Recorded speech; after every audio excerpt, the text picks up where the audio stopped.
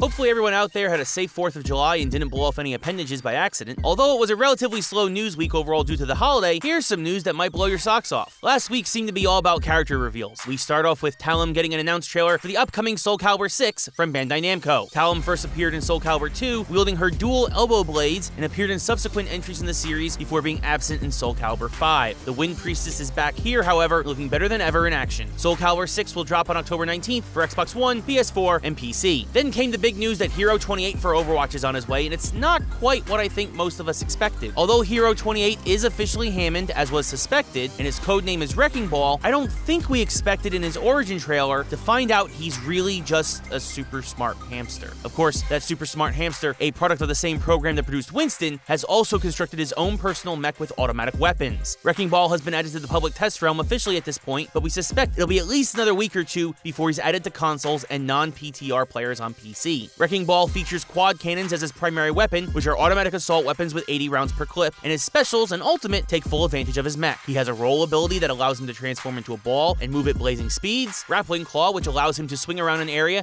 and cause knockback damage, pile driver launches himself into the air and causes splash damage wherever he lands, and adaptive shield gives Wrecking Ball a personal shield that increases with more enemies around. Finally, Wrecking Ball's ultimate is Minefield, where he deploys a massive field of proximity mines. I personally can't wait to get my hands on this new tank character and see how he handles. Our final story of the week comes from our friends at Ubisoft. They might not be adding characters to specific games at the moment, but they did talk about turning some of their flagship titles into games as service experiences. This would allow them to add onto them continuously, similar to what they've done already with For Honor and Rainbow Six Siege. Ubisoft Montreal creative VP Lionel Reynaud talked on the Ubi blog about the line between sequels and creating new content for existing titles getting fuzzier. Examples are Far Cry 5's current and upcoming DLC that features brand new maps in Vietnam and even Mars. They're smaller experiences than the main game, but they are entirely new adventures. Reynaud's prime example of how things could change is in future Assassin's Creed titles, where using the Animus as a hub would allow players to explore different time periods on a whim, after a quick purchase, of course. Reynaud again pointed to Far Cry and Watch Dogs as examples of games that could include new experiences in different countries or cities that start from the same experience. With the rise of games like Fortnite and streaming services like Twitch and Mixer, building communities around games is more important than ever. I'm surprised that more folks around the video game industry haven't started to come to think like Reynaud does, and this seems like a natural evolution, not just for Ubisoft's biggest franchises, but for a lot of games across the gaming industry. Of course, this isn't to say standalone titles don't have a place in games either. After all, you'll get hugely popular titles like Elder Scrolls Online for Bethesda, but even they couldn't resist teasing us with a proper Elder Scrolls 6 at this year's E3.